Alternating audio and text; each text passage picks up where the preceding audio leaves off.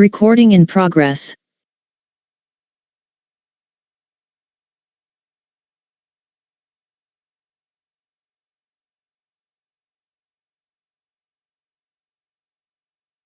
¿Qué tal, doctores? Buenas noches, ¿cómo están?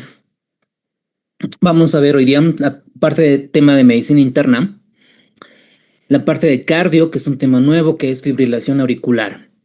Nada más recordarles que a partir de la primera semana de enero vamos a tener clases mediante una encuesta de medicina interna.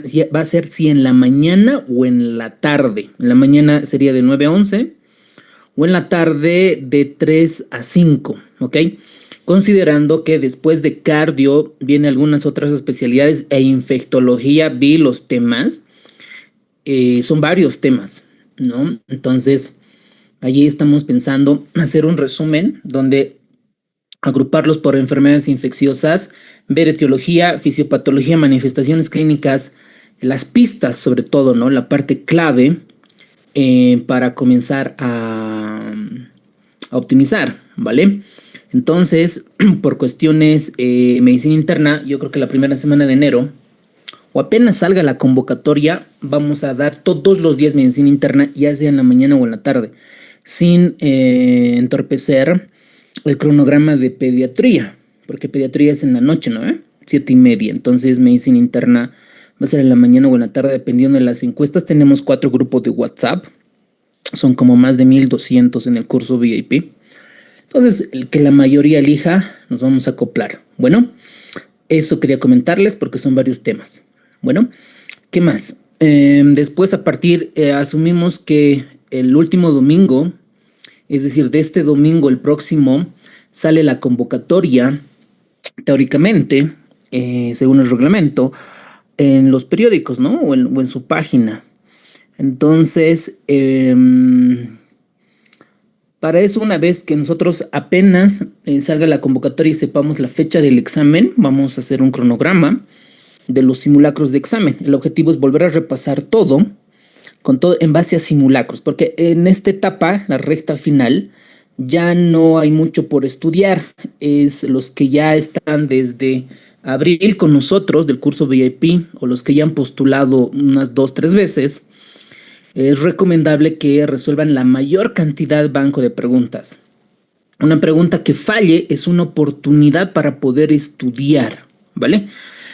Eso con respecto. Entonces, cada simulacro que realices, anota tu promedio. ¿Cuánto más o menos estás obteniendo de nota? Eso te va a ayudar a elegir la especialidad que tú desees. Por ejemplo, si en tus promedios te sacas 40, 45, 40, 45, más o menos el desvío estándar será pues de unos 10 puntos, ¿no? Y querer aspirar, por ejemplo, a dermato, a neurocirugía, a gastro, que sabemos que hay un solo punto, es ir a perder, ¿no?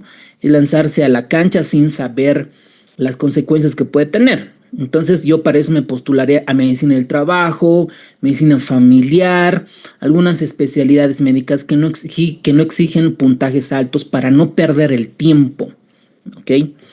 Ahora, si en tu examen te saca 100, como en los simulacros de ayer, ¿no? De ayer, 100 puntos, 90, 95, 100 puntos, 90, entonces sí puedes aspirar a una especialidad médica que te exija una nota alta, ¿no es cierto?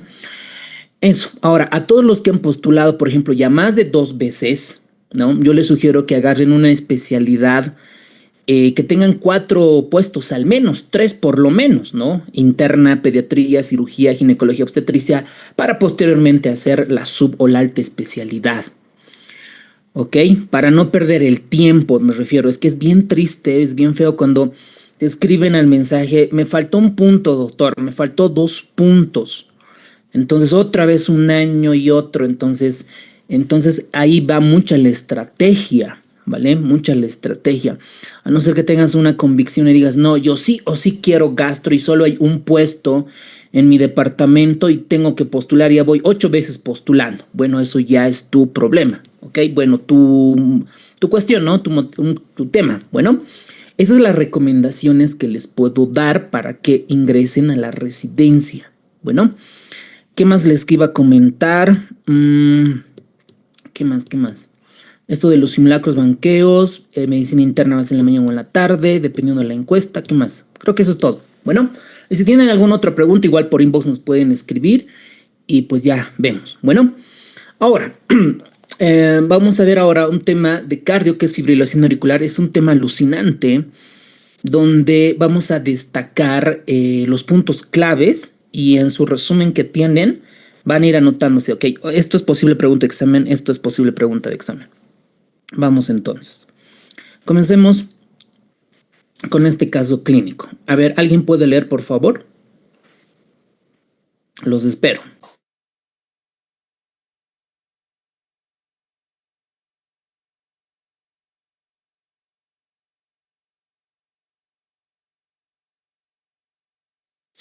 Buenas noches, doctor. Yo puedo dar lectura al caso.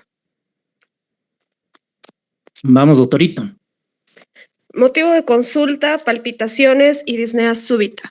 Historia clínica. Varón de 68 años, hipertenso desde hace 15 años, con diabetes mellitus tipo 2 y antecedentes de cardiopatía hipertensiva. Acude a emergencia por presentar desde hace 6 horas palpitaciones rápidas e irregulares, acompañadas de disnea de pequeño esfuerzo, mareo y sensación de ansiedad. Niega dolor torácico intenso, síncope o fiebre. No consumo reciente de alcohol ni drogas. Antecedentes relevantes: hipertensión arterial, diabetes mellitus tipo 2, no ACV previo, no valvulopatía conocida, no anticoagulación previa. Medicación habitual, enalapril y metformina. Ok, gracias, doctora. Muy bien. Entonces, acá el motivo de consulta es palpitaciones. Un paciente con alguna arritmia cardíaca, normalmente suelen presentar palpitaciones o pueden estar asintomáticos. En este caso, más bien nos está avisando que el paciente presenta palpitaciones. Pero además dice que tiene disnea, falta de aire. La pregunta es, ¿por qué tiene disnea? ¿Cuál es el mecanismo fisiopatológico? Primer dato que les voy a lanzar, el punto de fisiopatología, es porque disminuye el llenado del ventrículo izquierdo. Bueno, no en los ventrículos, disminuye el llenado. Porque recuerden que la FA es una aurícula que contrae rápido, ¿no? Desorganizado, ¿no? Entonces, normalmente, cuando fisiológicamente la aurícula, la patada auricular, la sístole auricular, boom, ¿no es cierto? Hace que impulse al ventrículo izquierdo una cantidad de volumen sistólico, ¿no es cierto? Lo apoya al gasto cardíaco, si vale el término, ¿no? Lo apoya al gasto cardíaco. Cuando la aurícula no tiene esa patada, no tiene esa contracción, el gasto cardíaco se ve afectado. Entonces, el líquido, la sangre que debería ir anterogradamente, aurícula izquierda, ventrículo izquierdo, la aorta, el volumen sistólico, cae el volumen sistólico. Por eso muchos pacientes incluso pueden tener disminución de la presión arterial. ¿Ok? Entonces, como no hay el sístole auricular, el líquido se queda, no hace que vaya hacia adelante anterógrado, retrocede. Y al retroceder, ¿en dónde se quedan? En los pulmones. Entonces los pulmones se congestionan, se ahoga. Por eso el paciente tiene disnea. Bueno, a pequeños esfuerzos tiene mareo. Puede ser que el mareo esté asociado a una hipotensión arterial. ¿Por qué tiene mareo? Entonces debió bajar el gasto cardíaco, la presión arterial como consecuencia y disminuye la perfusión global cerebral. Bueno, ¿y por qué la ansiedad? Porque por la palpitación, la descarga de nora y adrenalina, eso puede llevar a ansiedad. Bueno, la fibrilación auricular, doctores, es la arritmia más frecuente. Seas emergenciólogo, anestesio, cirujano, internista, siempre vamos a ver. Cuando un traumatólogo, un cirujano, un quirúrgico ve una FA, una arritmia, se asusta y, ¿no? Y llama al médico clínico para que pueda resolver. ¿Ok? Entonces, veamos, ¿qué hicieron? Cualquier paciente que viene con palpitación, con alguna molestia a nivel del corazón precordio, una indicación es que llega a la emergencia o a la consulta, dice doctora, doctor, tengo palpitación. Lo primero es realizarle un electrocardiograma de 12 derivaciones. De 12 derivaciones. Miren acá, tiene una presión arterial.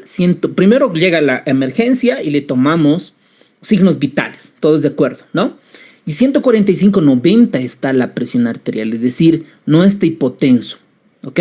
¿Por qué es tan importante? Porque cuando una arritmia, primer dato, cualquier arritmia, ¿ok? Sobre todo taquiarritmia con inestabilidad hemodinámica, ¿ok? Aquí el manejo, sea la arritmia que sea, supraventricular, es cardioversión. Cardioversión sincronizada, que lo vamos a ver. Pero miren la frecuencia cardíaca. La frecuencia cardíaca media, en este caso, es 142 latidos por minuto. Entonces llega el paciente, lo hacemos acostar, agarramos nuestro estetoscopio y le auscultamos el corazón con el pulso radial, ¿no ve? Tomamos y vamos a notar que es irregular el pulso, el latido cardíaco. Desde ahí yo sé que tiene alguna arritmia. No sé si es una taquicardia supraventricular por reentrada, si es un flutter, si es una fibrilación auricular, es una taquicardia auricular multifocal, no lo sé, pero tiene alguna arritmia. ¿Y cómo voy a saber qué tipo de arritmia es? Con la electrocardiografía de 12 derivaciones. ¿Ok? Perfecto. La respiración está 22 y la saturación 94, tiene una temperatura bien. A nivel cardiovascular, entonces cuando un paciente viene con palpitación y arritmias, tenemos que profundizar en la historia clínica, en la parte semiológica, la parte cardíaca, ¿no? Digamos, en la historia clínica no es necesario que la parte neurológica describa el contexto. Tal vez, pero en este caso probablemente sí por un síndrome piramidal. La FA, ustedes saben que forma coágulos y eso puede escapar al sistema cerebral vascular y generar un evento vasculocerebral. Entonces no tiene soplos y los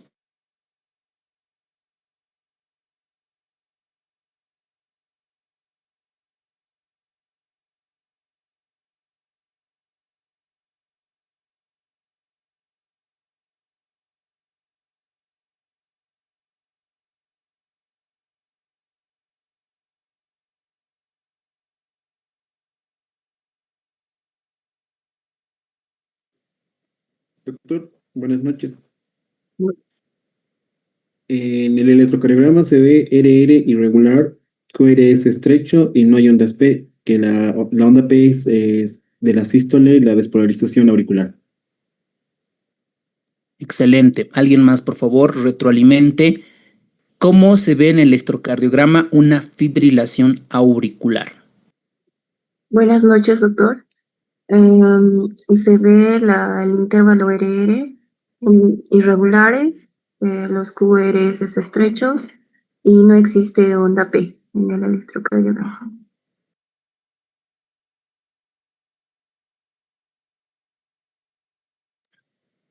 Listo. Así de fácil, ¿ok? Esto no es la arritmia más frecuente. Entonces, cuando vean, ya van a poder identificar. Ahora, ¿qué hicieron en este caso? Le tomaron laboratorios electrolitos normales. ¿Por qué los electrolitos? Porque la hipocalemia, doctores, la hipocalemia predispone a las arritmias. Predispone. Si un paciente cardíaco tiene un potasio de 3, 1, de 3, va a hacer alguna arritmia. Entonces los electros están normales, troponina negativa. ¿Y por qué creen que le han pedido TSH? ¿Por qué? Porque el hipertiroidismo se asocia a arritmias cardíacas. ¿Y qué tipo de arritmias cardíacas? Una de las más frecuentes, que es fibrilación auricular. Y me parece genial que lo hayan incluido al tema de cardio-FA, porque es un tema importante. Pero también estoy en desacuerdo que hay algunos temas de infecto que no deberían entrar. Brucelosis, por ejemplo, anoche estaba haciendo los resúmenes No manches, ¿no? O sea, temas, no, porque no es frecuente, no es prevalente. Deberían de entrar los temas que son prevalentes. Historia de la medicina, no mames, ¿no? O sea, a ver, ¿y de dónde vamos a estudiar? No dice ni bibliografía. O sea, esa convocatoria, esa bibliografía está muy X. Bueno, no vamos a ser tan tóxicos. Entonces, en un paciente, a este paciente le piden una ecocardiografía. Le piden una ecocardiografía y como ustedes verán, hay que buscar algo en las aurículas. ¿Por qué tiene fibrilación auricular? ¿Tiene un problema en la válvula mitral? ¿Algún problema en la válvula tricuspidia? ¿Tiene fiebre reumática? ¿Tiene endocarditis? ¿O tiene hipertensión? Por eso pedimos una ecocardiografía. Y en esta ecocardiografía han encontrado una aurícula izquierda dilatada, una fracción de eyección del ventrículo izquierdo del 55% y no se ve trombos por este estudio. ¿Ok? Porque para ver, hay una pregunta clásica. Cuando yo estaba haciendo el fellow, o bueno, me tomaron el examen para hacer el fellow, me preguntaron, ¿no? ¿En qué zona y con qué frecuencia se ven los trombos en FA? ¿No? Y la respuesta era en la orejuela izquierda. Es donde ahí se alojan los trombos. Bueno, entonces, ¿cuál es el diagnóstico más probable? Es una fibrilación auricular de respuesta ventricular rápida. Doctor, eso no entiendo de respuesta ventricular rápida. La frecuencia cardíaca, doctor. Esta es una fibrilación auricular. Dentro de esta, nosotros en una variable sacamos la frecuencia cardíaca ventricular. ¿Con cuánto el ventrículo está respondiendo? Si está más de 100 latidos por minuto, es fibrilación auricular de respuesta ventricular alta, alta, porque está pasando más de 100 latidos, el famoso FARVA, fibrilación auricular de respuesta ventricular alta. ¿Qué pasa si tuviera una frecuencia cardíaca media de 80, entre 60 a 100, digamos? Entonces le ponemos fibrilación auricular de respuesta ventricular media. ¿Qué pasa si tuviera 40 latidos? Entonces ponemos en promedio, ¿no? Fibrilación auricular de fibrilación auricular de respuesta ventricular baja. ¿Ok? Entonces, más o menos es dependiendo de la frecuencia cardíaca, nosotros hacemos el diagnóstico, ¿vale? Muy bien. Entonces, ese es el diagnóstico. ¿Qué hallazgo electrocardiográfico es característico? Lo que ustedes han mencionado. RR irregular, ausencia de ondas P, QRS estrecho, ¿vale? ¿Cuál es la prioridad terapéutica en este paciente? Dice que está hemodinámicamente estable. Bajar la frecuencia cardíaca. ¿Por qué? Porque ¿cuánto tenía de latido? 140, creo. Hay un soquete que está prendiendo su micrófono. Que en el kinder. Erwin, a ver, tu micrófono. A ver, hay varios que no están identificados. ¿Por qué, muchachos? A ver. Tienen que estar el código, su nombre y el número de celular.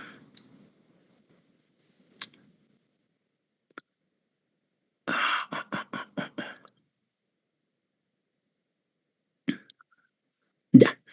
Entonces. Doctor, son los que roban códigos. Otra vez. Ok. Ya, doctorita, está bien. Entonces, el principal objetivo es bajar la frecuencia cardíaca. Bajar la frecuencia cardíaca. ¿Por qué? Debería de estar menos de 100 latidos por minuto. ¿Por qué? Para aumentar el llenado ventricular. Para eso. Con esto se mejora el gasto cardíaco. Se mejora el gasto cardíaco. Por eso necesitamos bajar la frecuencia cardíaca. Porque el paciente tiene palpitación además, ¿no? Por la clínica. Ese es el principal. Y ahora vamos a aprender cómo vamos a bajar la frecuencia cardíaca. ¿Qué tenemos en nuestro medio? La betalol, la miodarona, carvedilol, beta bloqueante, algún otro antiarrítmico. Ya vamos a ver qué nos dice el libro de Harrison, qué dice la guía y qué medicamentos tenemos en Bolivia. Bueno, en este caso es control de la frecuencia cardíaca. Yo les había dicho bajar, ¿no? Tenemos que disminuir la frecuencia cardíaca. ¿Cuál es el fármaco de elección? En este caso, metoprolol. En nuestro medio no tenemos todos los beta bloqueantes. En la institución donde trabajo, que es un seguro muy reconocido, tenemos carvedilol. Eso tenemos en el seguro, carvedilol. Obviamente en la parte privada podemos tener casi todo. Carvedilol, tenemos atenolol, nolol. Bueno, estos es lo que tenemos en nuestro medio, beta bloqueantes. Uno es cardioselectivo, otro no es cardioselectivo. Después, otro medicamento que usamos con mayor frecuencia es la amiodarona. La amiodarona. Con eso bajamos la frecuencia cardíaca. ¿Ok? Listo. Con eso mejoramos la presión arterial, mejoramos el llenado ventricular, mejoramos el gasto cardíaco, mejoramos la presión arterial. Bueno, otro manejo es la anticoagulación. Como las aurículas están contrayendo, ¿no? A ver, rápido, como locricios, están fibrilando. Entonces, por la tríada de Virchow y otras cuestiones, forman coágulos.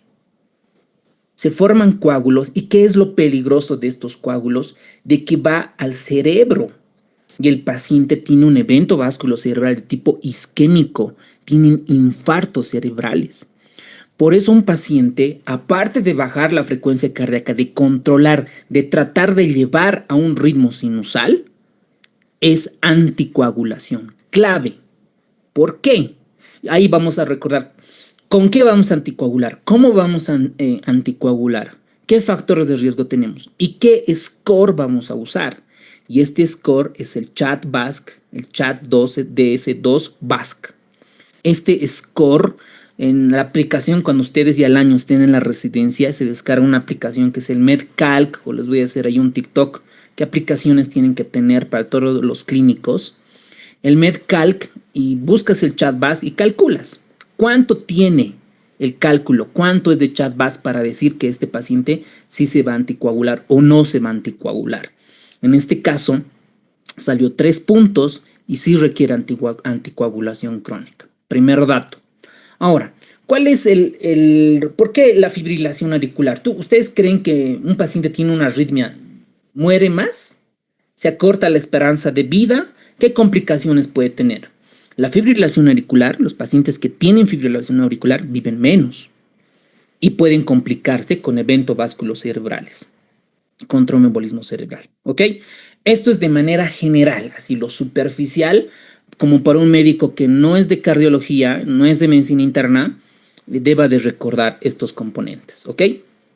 ¿Qué les debo de comentar? La fibrilación auricular, doctores, es la arritmia más frecuente en los adultos mayores.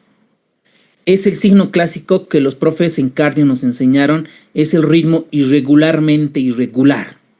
¿Ok?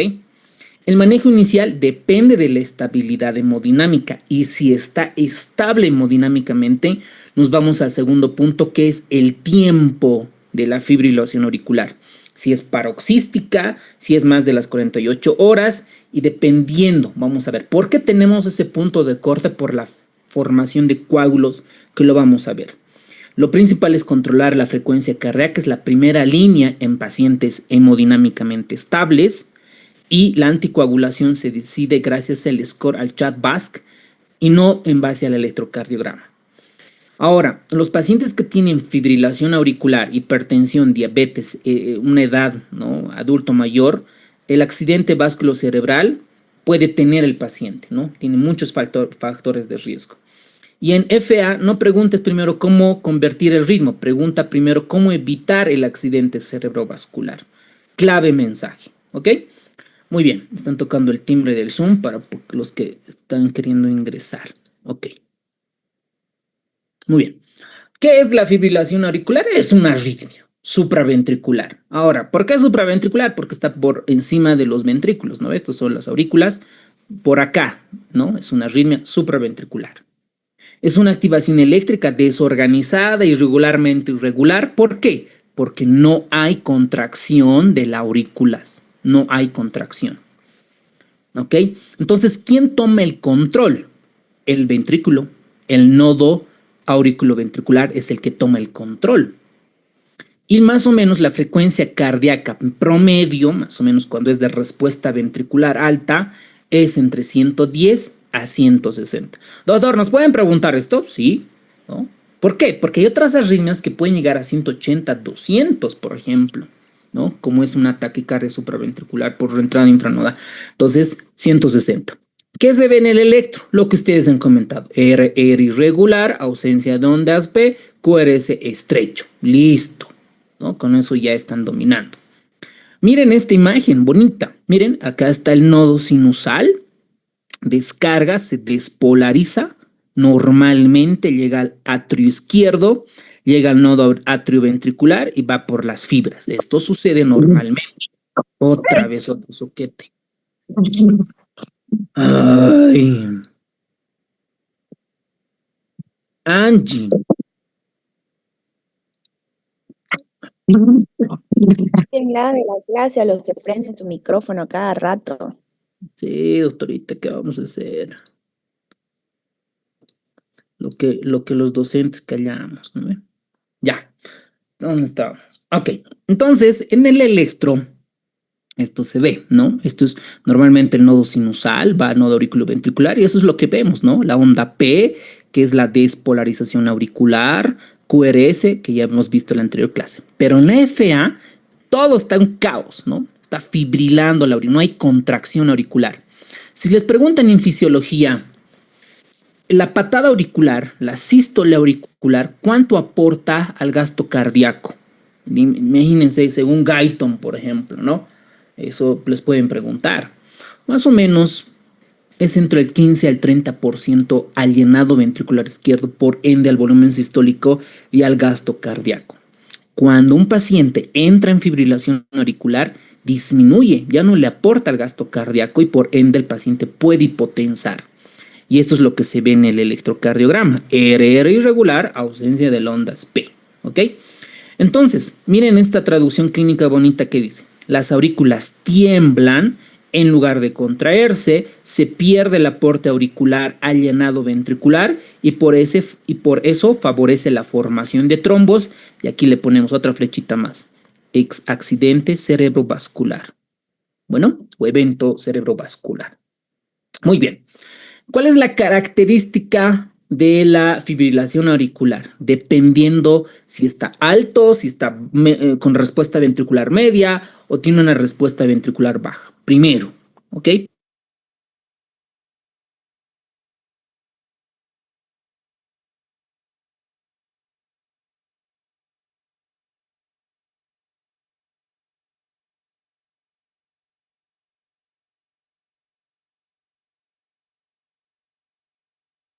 Es un bloqueo de rama, por ejemplo. Entonces, un bloqueo de rama izquierda, hemos visto en la anterior clase, tiene un QRS ancho, ¿no? Más de 200 milisegundos para que sea completo. Puede haber, pero ya si vas a ser cardiólogo, ya pues eso vas a dominar a profundidad, ¿no? El libro de Brownland, por todos los que van a ser cardio o internistas, el Brownland es clave, tiene un tratado y tiene un libro resumidito. Eso es clave para entender cardio, porque lo escribe, bueno, ¿no? Brownland. Ahora, entonces, el electrocardiograma sin ondas PR irregular, si nosotros vemos, es una fibrilación auricular hasta demostrar lo contrario. ¿Ok? Muy bien. Con eso hemos recordado la definición que es una FA. Bueno, muy bien. Ahora veamos, es importante, nosotros nos preguntamos como médicos, ¿qué dice la epidemiología? Pero doctor, yo voy a ser oftalmólogo, ¿tengo que saber esto? Dependiendo, ¿no? Pero para el examen sí, por supuesto, ¿no? Probablemente si vas a ser ginecólogo obstetra o vas a hacer alguna otra especialidad otorrino, pues probablemente ya nunca más vamos a ver arritmias cardíacas, nunca más vas a ver, ¿ok? Miren, aumenta con la edad. Más del 95% de pacientes más de 60 años tienen esta arritmia. Miren, 10% de prevalencia en pacientes más de 80 años. Cuando alguna enfermedad les digan 8%, más del 5% ya es importante, ya es problema de salud pública. Por ejemplo, ¿cuánto será la prevalencia de diabetes mellitus tipo 2, por ejemplo? ¿Cuánto será en Santa Cruz? ¿Cuánto creen que es la prevalencia en porcentajes? En Cocha, en La Paz, en el Alto, ufa, no mames, o sea, en el Alto, ¿saben? Todos los días me llaman por descompensaciones diabéticas, ya sea para urgencias o medicina interna o terapia intensiva. Todos los días, doctores. No tengo tiempo para armar la clase. Doctor, paciente con cetoacidosis. Doctor, paciente con estado hiperosmolar. Paciente con infarto y cetoacidosis. Paciente con lesión renal, neumonía. paciente con resfriado, paciente con evento vasculocerebral, con diabetes, ¿no? O sea, ¿no saben? Yo creo que en el alto, no sé por qué, yo creo que la prevalencia debe ser 30, 20% de diabetes. Y no se imaginan cuánto paciente subdiagnosticado debe haber. Porque de verdad, no sé si es por fiestas, por diciembre, o por las morenadas, o sea, por las... No mames, de verdad, todas las clínicas tienen pacientes internados con diabetes. Entonces yo creo que habría que validarlo, ¿no? Mi hipótesis alterna, hacer un estudio epidemiológico, saber cuánto es la prevalencia. Pero miren, en FA es 10%. 10% de cada 100 personas, 10 pacientes van a tener FA. Es decir, es un problema importante. Por lo menos que sepas, doctor, esto es una FA, ya lo he anticoagulado, la frecuencia cardíaca está bien, listo, lo puedes manejar tranquilo. Bueno, muy bien. Ahora vámonos a los factores de riesgo que los voy a mostrar ahorita. En Harrison muestra, sí, ¿no? De manera general, hipertensión, diabetes. Pero aquí nosotros en factores de riesgo tenemos que saber cuál es el más importante. Por riesgo, por estudios observacionales, ver el riesgo relativo y ver los odds ratio. Ahorita les voy a mostrar en un momento. ¿Y por qué es grave? Porque ¿qué consecuencias tiene la FA? Primero, miren, aumenta el riesgo de mortalidad en 1.5 a 1.9. Doctor, ¿nos pueden preguntar esto? No, sería muy cabrones que nos pregunten esto, ¿no? ¿Cuánto aumenta el riesgo de mortalidad? Sería muy, muy jodidos, ¿no? No deberían de preguntarnos, esto es algo de memoria, pero sí deberían preguntarnos cuáles son las consecuencias. Tiene mayor mortalidad y causa la cuarta parte de todos los eventos vasculocerebrales. Habíamos visto en neurovascular, que el factor de riesgo más importante para ACV es la aterosclerosis, pero y otros factores de riesgo es la arritmia cardíaca, en este caso fibrilación auricular. ¿Qué más? Aumenta la mortalidad, aumenta los eventos vasculocerebrales y aumenta la insuficiencia cardíaca. Obvio, ¿no ve? Porque no hay buen llenado ventricular, lleva a frecuencias a insuficiencia cardíaca. Bueno, muy bien. Miren, esto no está en Harrison. Ustedes ya saben que IA, para hacer esta presentación, he de usar unas 6 IAs, ¿ok? O sea, el libro y otras cosas más, ¿no ve? Esto no está en el libro, pero nosotros como médicos tenemos que saber qué factor de riesgo, cuál es la causa de un paciente con FA. Ok. Primero, a todos los que ya han iniciado con nosotros en abril, ¿cuál es la diferencia entre odds ratio y riesgo relativo? ¿Cómo interpretas? ¿Qué significa si sale menos de 1 el riesgo relativo u odds ratio o más de 1? Activen su micrófono, doctores, no me van a quedar mal. ¿Cuál es la diferencia?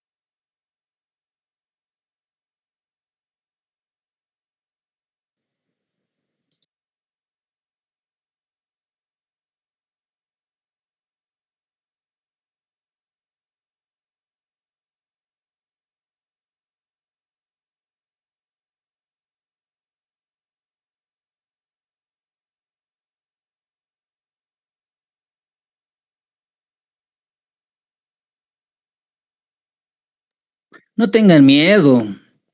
No es por nota, no es por nada, tampoco te vas a hacer famoso, no pasa nada. Cuando uno es joven, a veces piensan que lo que dicen los demás importa mucho, ¿no? No. ¿Cómo es, doctores? ¿Cuál es la diferencia entre odds ratio y riesgo relativo? En estudios observacionales, por supuesto. Bueno, ensayos clínicos aleatorizados también. A ver, vamos, doctor. Si te confundes, no pasa nada. Bueno, más que todo, riesgo relativo era, si mal no recuerdo, las probabilidades de que haya un evento, si mal no estoy, en un determinado grupo. Exacto, Y ya. O-Radio es más que todo, o sea, que ocurra un evento o una probabilidad de que ocurra dentro de un grupo de los expuestos y los no expuestos. Algo así, si mal no recuerdo. Ya, está bien, bien, doctor, excelente, bravo. Está bien, está bien. Es la probabilidad de que ocurra el evento, ¿ok? Eso es ambos factores, son factores de asociación con ciertas enfermedades. Ahora, cuando hacemos nosotros un estudio, un diseño observacional, ¿ok? Cuando hacemos un diseño observacional, un estudio observacional, tenemos dos, ¿no? Podemos tener caso y control o estudios de cortes, ¿no ven? Los cortes pueden ser prospectivos o pueden ser retrospectivos. Ya les adelanto. Por ejemplo, ahorita los seres 3 que estuvieron en el curso VIP, se los hacemos gratis su trabajo de investigación. Dice, doctor, yo estaba en el curso VIP, vemos nuestra base de datos, perfecto. Ya, una sesión de 10 minutos. ¿De qué quieres hacer tu estudio? Así arma tu Excel. Vamos a hacer en el Stata, ahora con Python, con inteligencia artificial y Python. Sacamos todos los datos. ¿Ok? Bueno, eso les adelanto para todos los que han sido nuestros cursantes y han entrado a la residencia. Eso es gratuito. ¿Va? Ahora, cuando tenemos un estudio de caso y control, es retrospectivo. ¿Ok? Cuando es retrospectivo, nuestra variable es odds ratio. Es decir, cuando nos muestran acá esto odds ratio, han hecho estudios, han hecho diseños observacionales retrospectivos. Bueno, cuando es una corte prospectiva, por ejemplo, ahí nos muestra riesgo relativo. Es prospectivo, hacia adelante.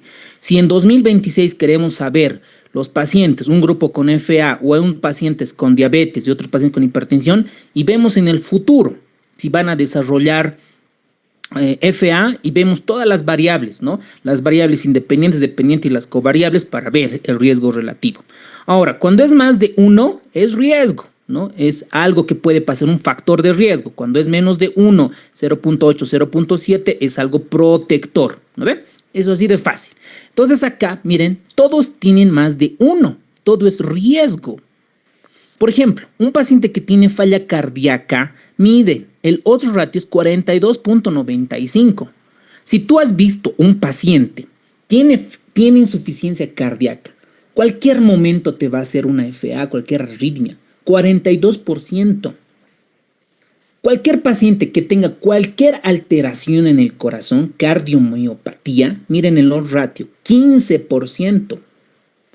Paciente que tiene cardiopatía isquémica, enfermedad coronaria, 15%. Ahora, el riesgo relativo es prospectivo, habíamos visto, ¿no? Entonces, aquí han debido ver a todos los pacientes con hipertensión, obesos, con diabetes, y les han seguido en el futuro y han desarrollado FAs. Y miren, la hipertensión, 1.68, va desde 1.51 a 1.87, no toca el 1, por lo tanto es estadísticamente significativo, es decir, rechazo la hipótesis nula y alternamente la puedo aceptar. Bueno, entonces obesidad 1.39, 1.31, miren la enfermedad valvular, ya sea estenosis mitral, insuficiencia mitral, cualquier valvulopatía es un factor de riesgo para FA. Y miren, solo por tener edad avanzada, el odds ratio 2.1. Tabaquismo, miren, consumo de alcohol, lesión renal, enfermedad tiroidea. Ojo, miren acá, no dice hipotiroidismo, dice hipertiroidismo. Entonces, cualquier alteración extracardíaca, por ejemplo, una alteración hormonal como el hiper, factor de riesgo, apnea del sueño, los pacientes que roncan. Han debido tener algún familiar o han visto pacientes que roncan. Había un residente de cirugía, era bien gordito, ¿no? Pucha, dormía en la sala de residencia y se escuchaba nuestro cuarto de los médicos de planta. Entonces, el paciente sabemos que ese paciente en algún momento va a hacer una arritmia cardíaca. Y el hecho de ser varón es un factor de riesgo. Qué jodido, ¿ya? Solo ser varón es un factor de riesgo. El accidente cerebrovascular, el estrés psicológico, la depresión también es un factor de riesgo. Esto no lo dice Harrison, Esto es una búsqueda sistemática donde podemos ver los factores de riesgo, ¿ok? Ahora, si nosotros nos preguntamos y decimos, ¿por qué la FA no es benigna? ¿Por qué? ¿Qué de malo tiene la FA? Primero, se mueren más, causa el 25% de todos los accidentes cerebrovasculares, demencia, falla cardíaca y tal vez esto sea nuevo para ustedes, miocardiopatía inducida por taquicardia. En otras palabras, el corazón se deforma, se remodela por solo el hecho de latir rápido. ¿Ok? Por eso acá, Perla de Medicina Interna de Harrison nos dice, la FA es tanto causa como consecuencia de la insuficiencia cardíaca. Es viceversa. Muy bien. Ahora, ¿por qué puede desencadenar? Ok. Ahora, un paciente puede ser que el corazón tenga normal, ¿ok? No tiene valvulopatía, no tiene falla cardíaca. Yo recuerdo cuando estaba en la resi, había una colega que estaba rotando creo que de Potosí o de Oruro, estaba rotando en mi servicio y ella tenía hipertiroidismo. Entonces, en las visitas médicas, pues nosotros éramos jodidos, ¿no? Les tronábamos, o sea, les preguntamos cosas jodidas de ensayos, se quedaban tarde, se quedan castigados. Espero que ya no sea así la resi, porque era antes bien jodido.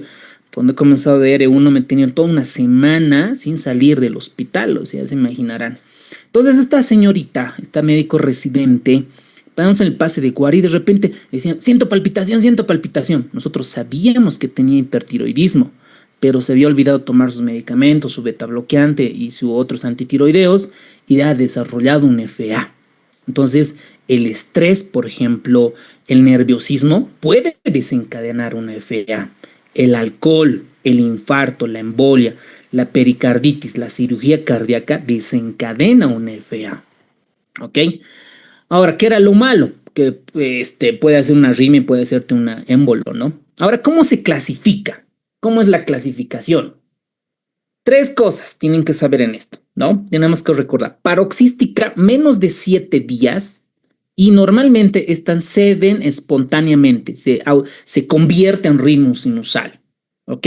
Se retorna al ritmo sinusal, sobre todo en este tipo de pacientes, ¿no? Que tienen hipertiroidismo, toman su medicación y se vuelve, ¿no? Por ejemplo, en ese caso que les comento, le hicimos maniobras vagales, que ahorita les voy a comentar, y pasó un ritmo sinusal, hicimos el electrocardiograma y listo, ¿no? Ahora, el persistente es más de 7 días y menor a 1 año. Cuando ya es persistente, sabemos que el corazón ya tiene alguna alteración estructural, ¿no? Algo pasa con el corazón. Tiene una vía accesoria, tiene una valvulopatía, tiene falla cardíaca o algo. Y cuando es una evolución de persistente larga, es por más de 1 año. El corazón ya está cicatrizado, ya tiene fibrosis. Entonces, eso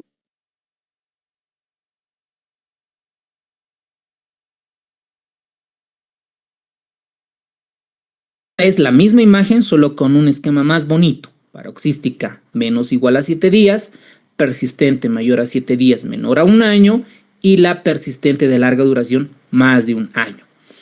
Entonces, esa FA nos va a decir cómo el corazón está a mayor duración, mayor remodelado auricular, es decir, mayor cicatrización, mayor fibrosis y menos éxito terapéutico. Entonces, acá, primer dato que yo he aprendido en esto, no dice el Harrison, pero miren, cuando es una FA paroxística, en el manejo, lo ideal es llevarlo a un ritmo sinusal. Eso es lo ideal, llevarlo.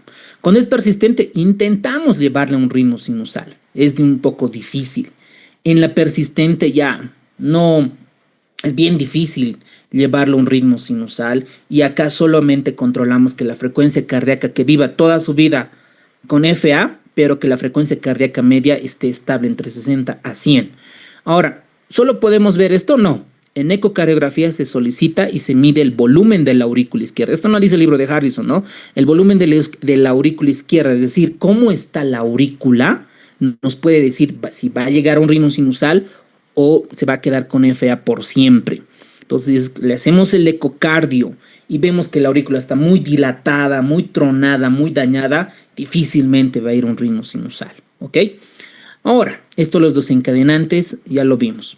Aquí tenemos un electrocardiograma, un paciente con FA, miren,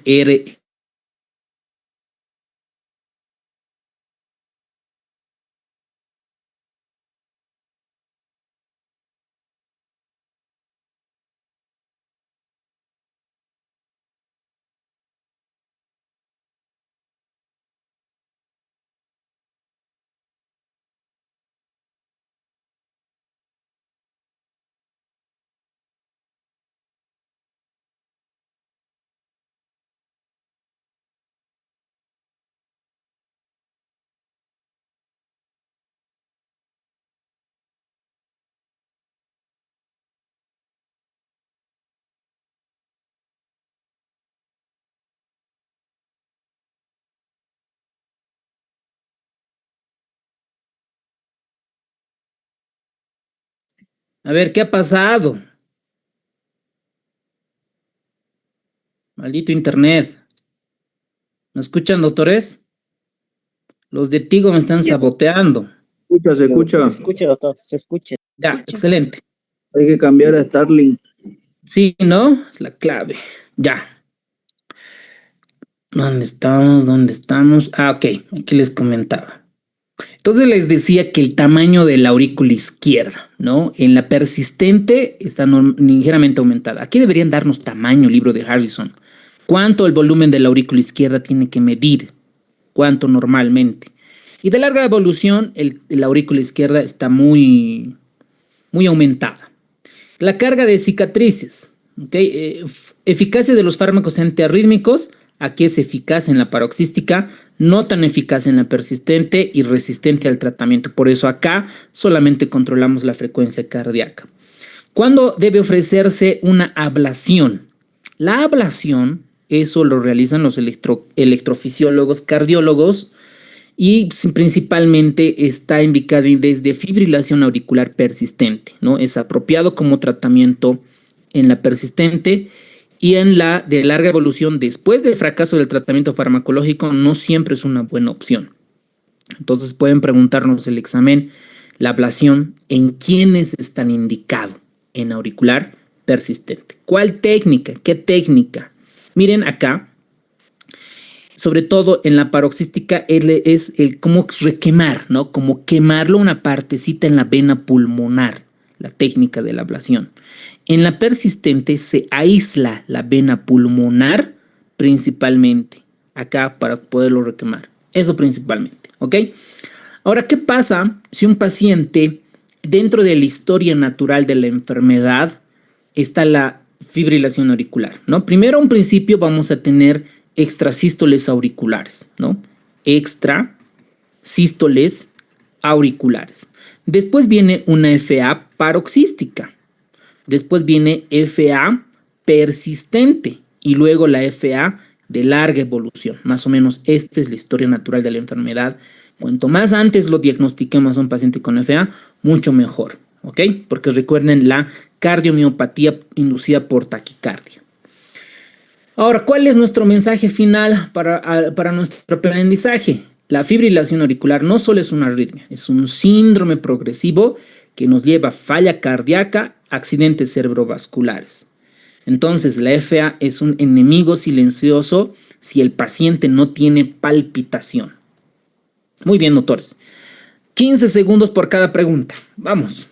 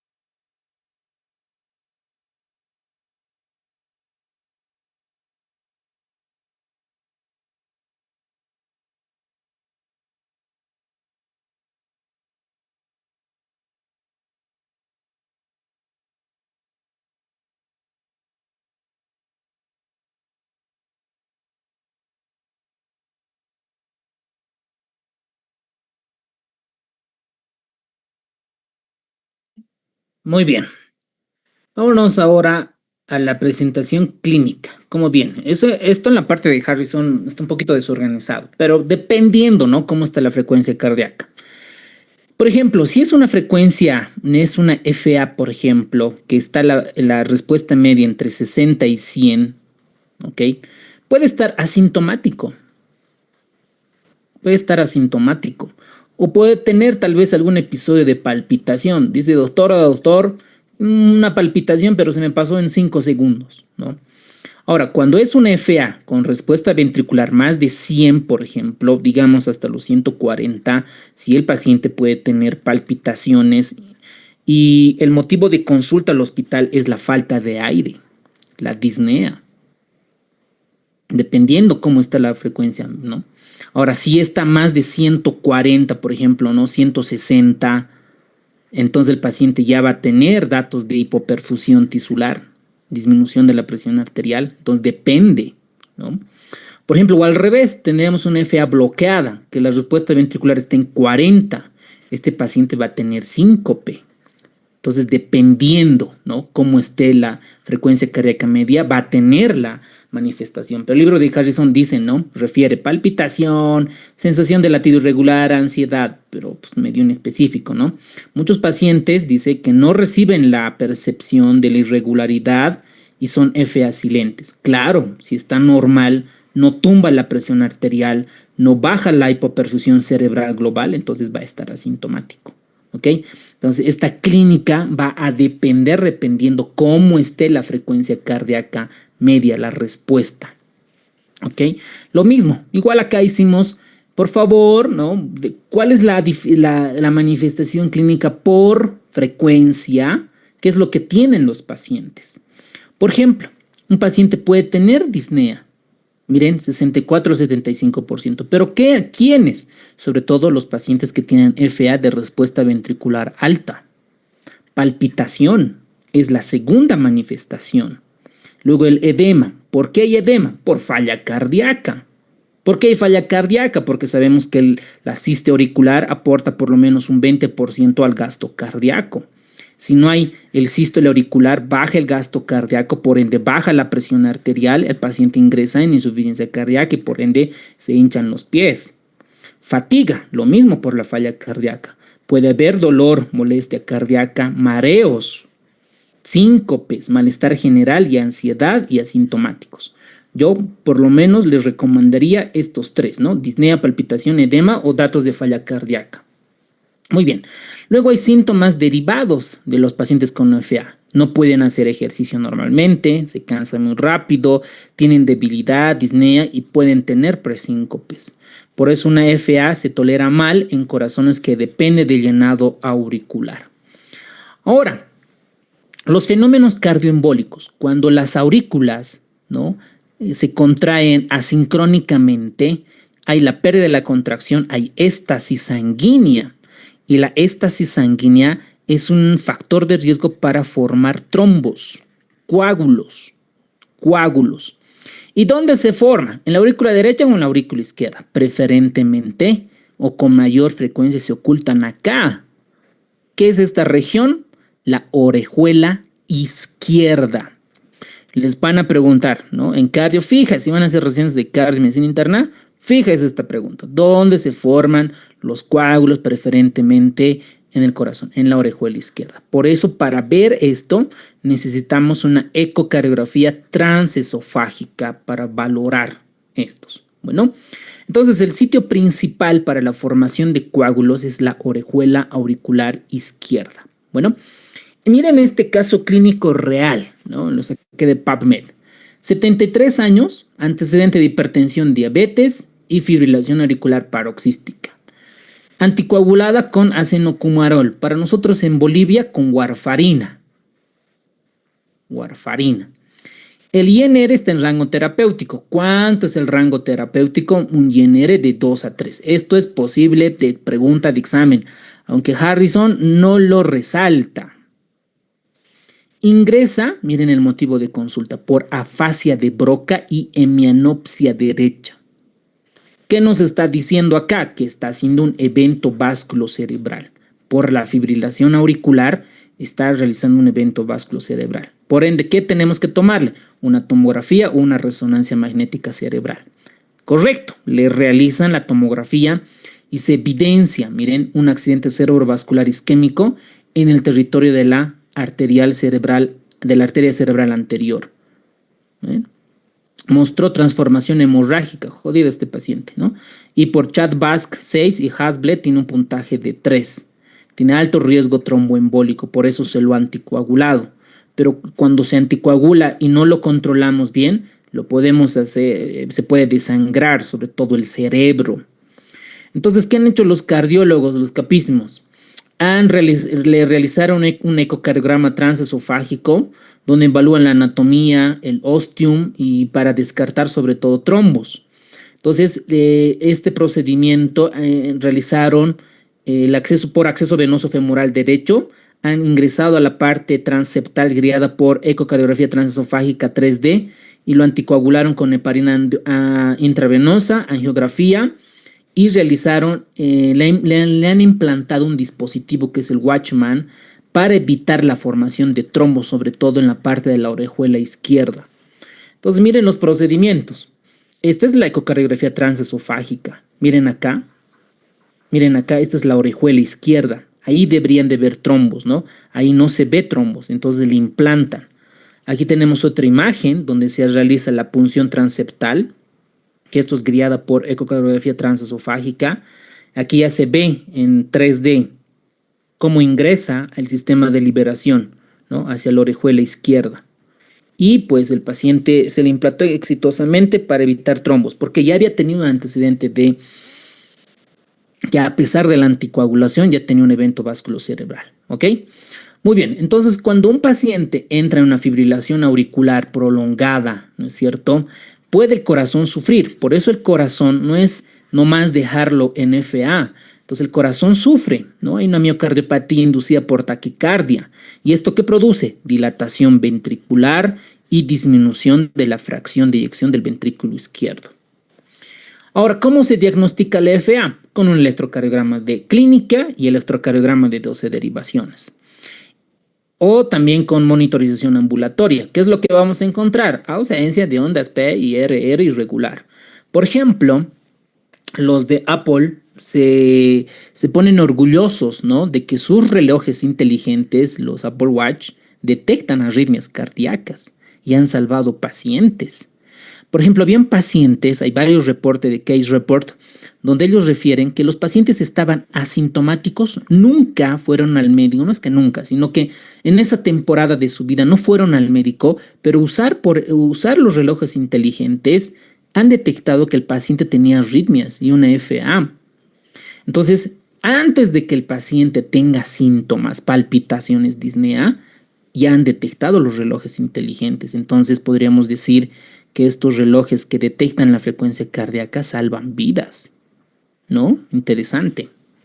Entonces, vamos a retroalimentar con algunas preguntas. 15 segundos por cada pregunta, por favor.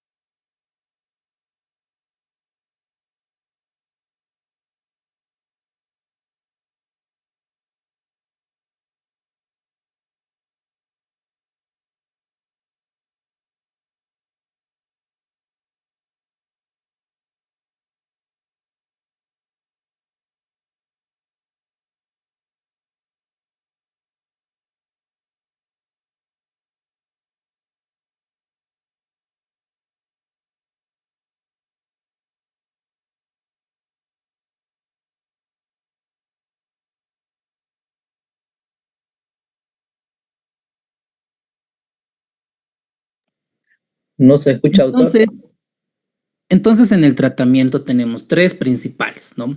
Primero, controlar los síntomas. Aquí yo le diría a Harrison, por favor, aquí sería controlar que el paciente no tenga datos de falla cardíaca. Porque el paciente, si tiene datos de falla cardíaca, va a tener disnea, va a tener edema en miembros inferiores. ¿Ok? Entonces, ¿cómo vamos a controlar la falla cardíaca? Tener un buen gasto cardíaco. Porque si el gasto cardíaco, ¿de qué depende? Del volumen sistólico y de la frecuencia cardíaca. Acá, la frecuencia cardíaca, esto estamos viendo. Por eso tenemos que mantener entre 60 a 100 latidos por minuto. Entonces, si la frecuencia cardíaca se dispara a 130, 60, obviamente va a tener síntomas el paciente. Entonces, primero es controlar los síntomas. ¿Cómo? A través de la frecuencia cardíaca. ¿Qué tenemos que dar? Beta bloqueantes antiarrítmicos para controlar. ¿Ok? Otro pilar es la prevención de tromboembolismo pulmonar, de tromboembolia en el cerebro, de accidente. ¿Y cómo voy a prevenir? Con anticoagulación. En el seguro creo que ya tenemos Rivaroxaban, en el seguro que trabajo, y sobre todo warfarina, ¿ok? Con Rivaroxaban, warfarina, esos dos medicamentos hacemos la anticoagulación. En la parte privada, Dabigatran, otros anticoagulantes directos, pues genial, ¿ok?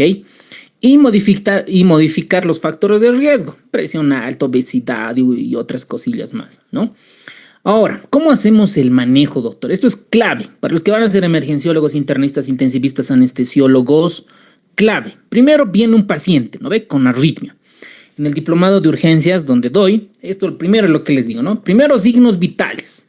Gracias a los signos vitales nosotros vamos a saber si el paciente está estable o inestable, principalmente la presión arterial y datos clínicos. Doctor, la presión arterial está 90-60, pero el paciente tiene Glasgow de 15, orina bien, entonces no está pues inestable, porque recuerden, la presión arterial no es suficiente, tenemos que tener datos clínicos. Bueno, entonces, si el paciente está inestable, primero vamos a ver acá tres escenarios, doctores. Primer escenario, que el paciente tiene datos de hipoperfusión, está hemodinámicamente estable. Otro escenario clínico es que el paciente tenga una buena presión arterial, pero esté menos de las 48 horas. ¿Ok? La fibrilación auricular, a eso me refiero.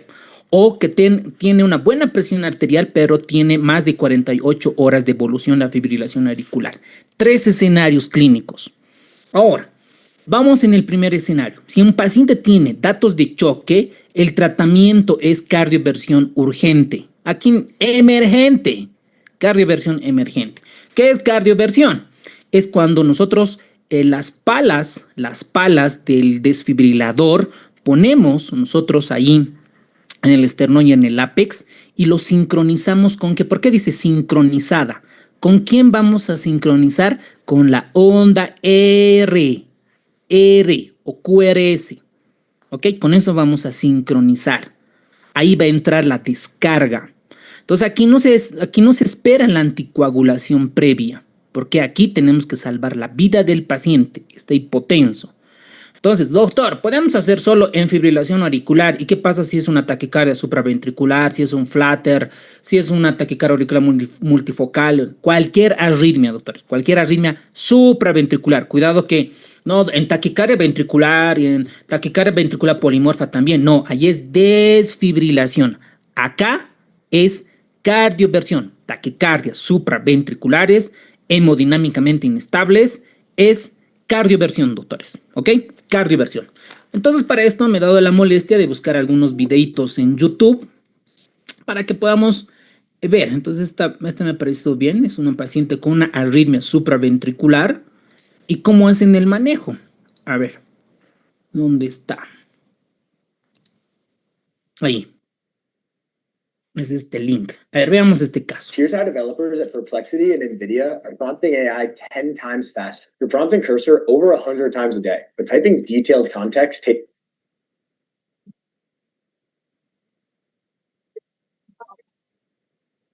You the man, Dr. Valley. You the man.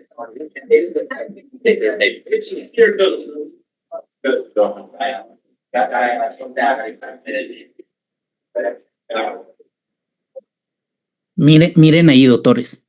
235 de frecuencia cardíaca. Esto no es una FA, ¿no ven? Porque era hasta 160. Esto es más rápido. Parece una taquicardia supraventricular por reentrada infranodal. Pues estás latiendo así. Entonces, como no hay sístole auricular, el ventrículo izquierdo no se llena bien. Y miren cómo está la presión arterial. Lo tumba la presión arterial. 94, 60 y tantos creo que es, ¿no? No veo bien. Pero el paciente debe estar inestable. Está inestable hemodinámicamente. Entonces, ¿qué hay que hacer? Hay que cardiovertir. ¿Ok? Hay que cardiovertir. Muy bien. A ver, veamos entonces otra vez.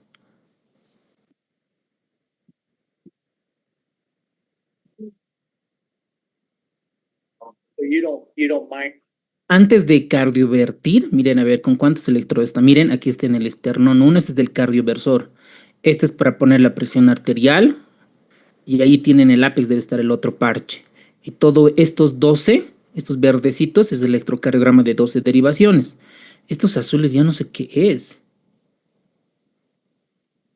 No es monopolar, ¿no? No tiene un catéter tampoco.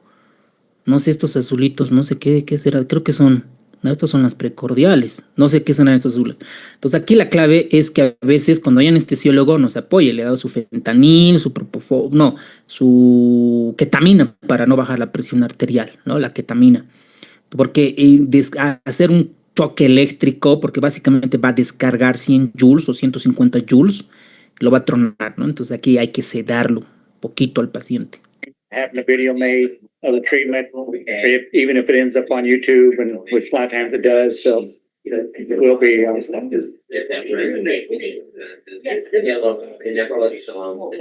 Yeah, these are important education. Miren, hace 4 días. ¿Esto qué será, doctores? ¿Paroxística? ¿Persistente? ¿De larga evolución? 4 días, 4 episodios, dice, tuvieron. Y dice que esos 4 episodios le hicieron maniobra de Valsalva, ¿no? Maniobras vagales. Pero no ha revertido, sigue con FA, ¿no? 4 días, a ver, paroxística. Muy bien, doctores. Entonces, si es paroxística, tiene alto chance de que vuelva a ritmo sinusal, ¿no ven? Tenemos que llevarlo a ritmo sinusal, como sea. Si fuera de un año, etcétera, una aurícula bien tronada, ya en ese caso no. Tools. So we've tried, Charlie, what have we done so far? Lasted 6 to 12, and then we did 24 on label and overseer. No success. Okay. We're gonna take you back, okay? All right.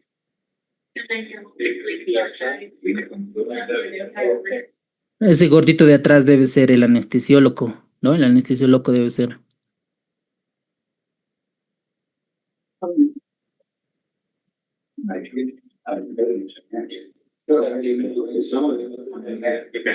Now, this is gonna be a little uncomfortable, okay? That's the nice way to put it. The real way to put it is it's gonna feel like somebody hit you in the chest with a baseball bat.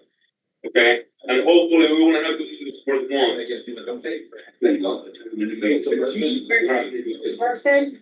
How are you feeling? Right now. Ahí está. Este es la caja de paro. Carro de paro. Este es el carro de paro. Entonces aquí, miren, está monitorizando y aquí se sincroniza. Aquí hay unos botoncitos, van a ver en urgencias donde roten. Ahí se pone R, sincronizar con la onda R. Ahí se modifica.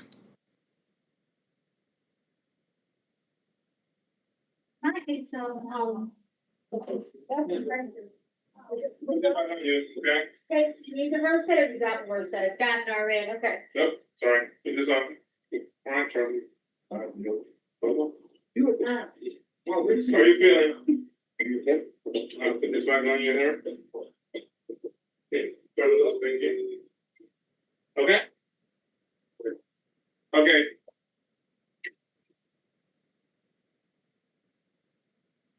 All right, here it comes, sir. Now. Oh.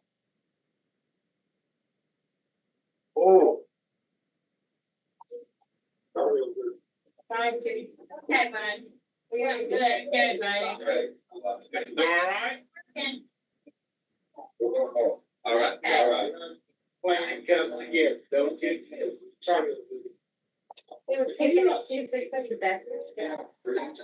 didn't sedate him completely because of his low blood pressure.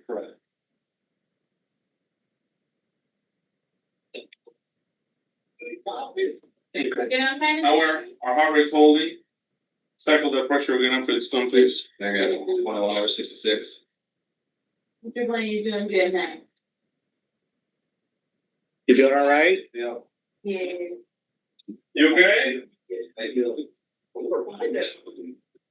You can relax. Relax. It's fine. I know. How many? That's that verse. Hold on. No, no, no. I need that book. Everybody likes to eat the book. You're right. All right, Charlie, what else going? It's okay. You do it good.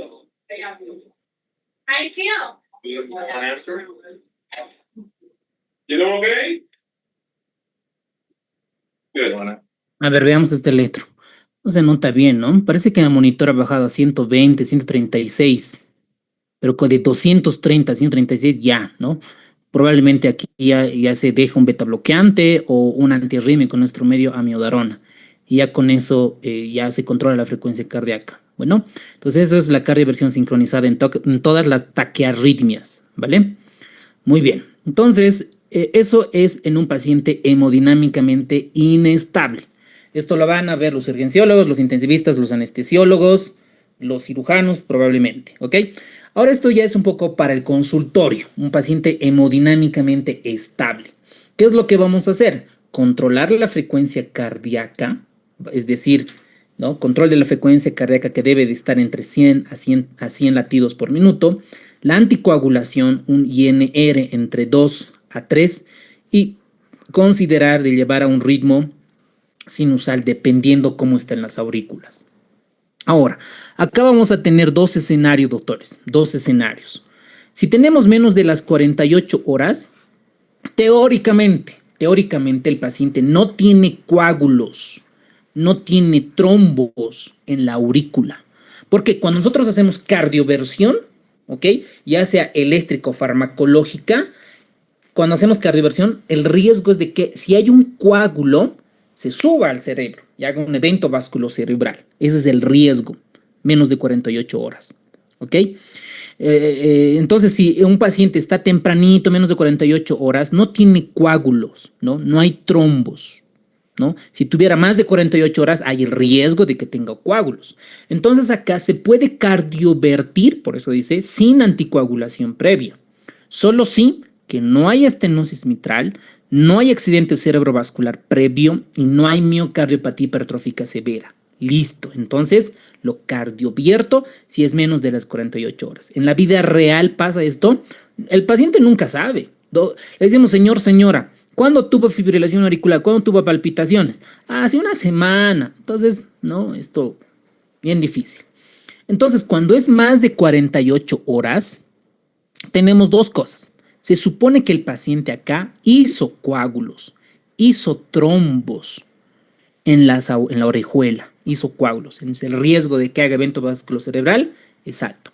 Tenemos dos opciones acá. Anticoagular mayor a 3 semanas con warfarina, rivaroxaban, dabigatran y lo cardiovertimos. Y continuamos con la anticoagulación mayor o igual a 4 semanas. ¿Ok? Ahora, yo no quiero esperar estas 3 semanas. Lo anticoagulo y le llamo al imaginólogo de cardio y le realiza un ecocardiograma transesofágico. ¿Por qué transesofágico? Porque queremos ver el trombo en la orejuela izquierda. Si hay trombo, lo anticoagulo para liberar ese trombo. Si no hay trombo, lo cardiovierto y lo anticoagulo por mayor o igual a 4 semanas. Bueno, aunque vuelva a ritmo sinusal, la aurícula queda aturdida semanas y el riesgo de trombosis persiste, por eso se los anticoagula para prevenir el evento vasculocerebral. ¿Ok? Muy bien. Ahora, ¿cómo vamos a controlar la frecuencia cardíaca? ¿Para qué controlamos? Para mejorar el llenado ventricular, para mejorar el llenado diastólico. Por ende, el gasto cardíaco, reducimos los síntomas y prevenimos la miocardiopatía inducida por taquicardia. Esa es la clave. Ahora, en el control agudo, ya hemos visto, ¿no? Beta bloqueantes, calcio antagonistas, digoxina. Control crónico, Miren este dato. Frecuencia cardíaca objetivo en reposo debería de estar menos de 80 latidos. Si es una frecuencia cardíaca leve, con esfuerzo leve, menos de 100 latidos. Por eso si se acepta hasta 110, si el paciente está asintomático y con una fracción de eyección normal. Ahora, hay otros casos que hay la estrategia de la ablación y el uso de marcapasos. Deja el paciente en fibrilación auricular, lo vuelve dependiente de marcapasos y por lo tanto estas se prefieren en estimulación biventricular o de las de His. Ahora, ¿cómo prevenimos el accidente vasculocerebral? Con anticoagulación. ¿Cómo vamos a anticoagular? Gracias a un riesgo, a un score que es el CHA2-VASc. Se anticoagula cualquier puntaje que es mayor o igual a 1, excepto en las damas. Y el riesgo sin anticoagulación se eleva hasta el 20% anual si nosotros no anticoagulamos, ¿ok? ¿Cuál es el riesgo de que el paciente lo anticoagulemos? De que pueda sangrar el cerebro, ¿ok? Para eso tenemos otro score que es el Hasbled, donde ellos nos dicen, ¿no? Qué tanto porcentaje de riesgo de sangrado tenemos. Ahora, para los que tienen dinero, entonces tienen buen seguro, se usan anticoagulantes directos. Apixaban, Rivaroxaban que tenemos en nuestro medio, Endoxaban, Dabigatran. Estos son mejores que la warfarina porque tienen menor riesgo de hemorragia intracraneal. Son más fáciles de usar y se puede ajustar a tasa de filtrado glomerular, ¿ok? En los seguros, algunos seguros, algunos pacientes que no tienen mucho dinero, pues lo anticoagulamos con warfarina. Bueno, la warfarina está totalmente indicada en pacientes con estenosis mitral reumática, en pacientes con válvulas mecánicas.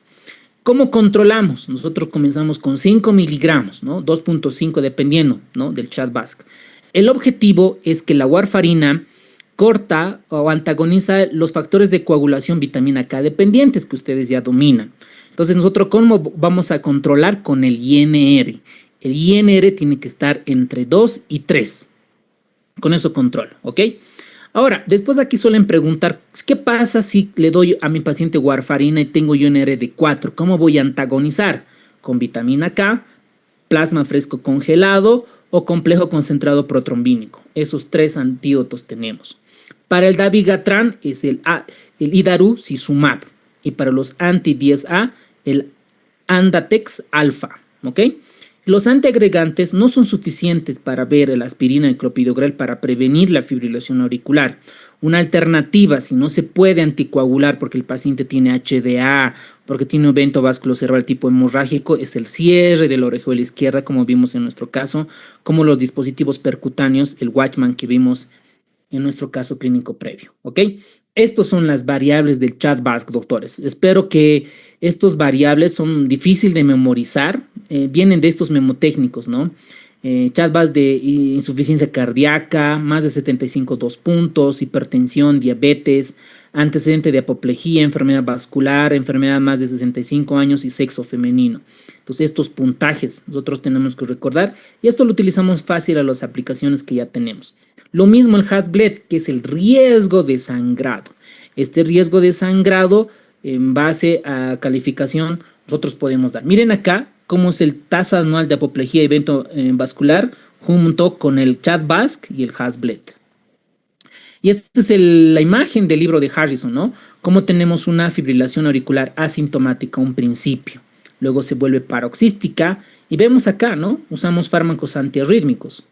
En FAs persistentes, sin factor de riesgo, considerar elección del paciente, principalmente arrítmicos, y ablación con catéter. Miren la indicación 2B. Ahora, ¿qué es una FA persistente? Con factores de riesgo, aquí está indicado la ablación por catéter.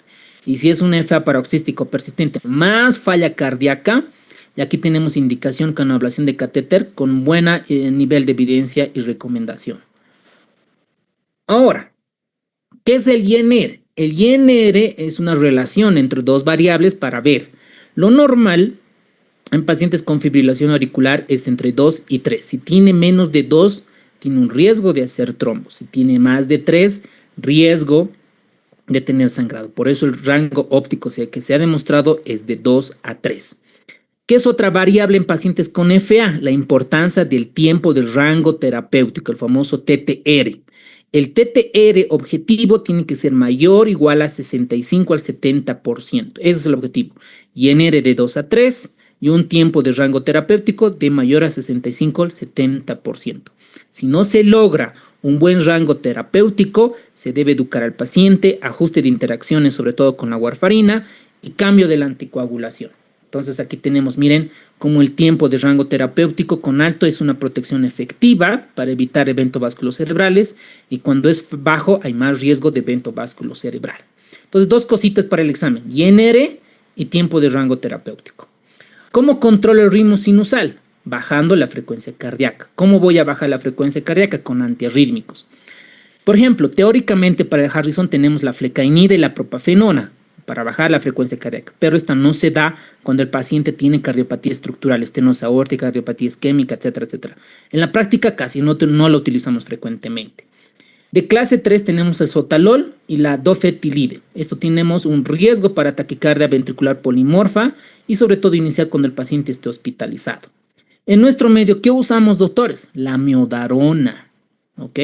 Beta bloqueantes, atenolol, carvedilol y amiodarona. Yo creo que esos son los 3 medicamentos que más usamos para controlar la frecuencia cardíaca, ¿ok? Aquí tenemos las dosis del dabigatran, del rivaroxaban y del apixaban. Muy bien, doctores, con eso hemos terminado la clase de fibrilación auricular. Mañana continuamos con la parte de pediatría y en enero, la primera semana de enero, comenzamos en la mañana o en la tarde todo lo que es medicina interna todos los días. Vamos a ver dos temas, viendo la cantidad de los temas que han entrado. Bueno, muy bien, doctores, que tengan buen resto de jornada, descansen, estudien, duerman, hagan ejercicio, estudien, duerman, hagan ejercicio. Si tienen la posibilidad de no trabajar, excelente. Si estás trabajando, pucha, rajate, mil respetos, ¿vale? Buenas noches, doctores.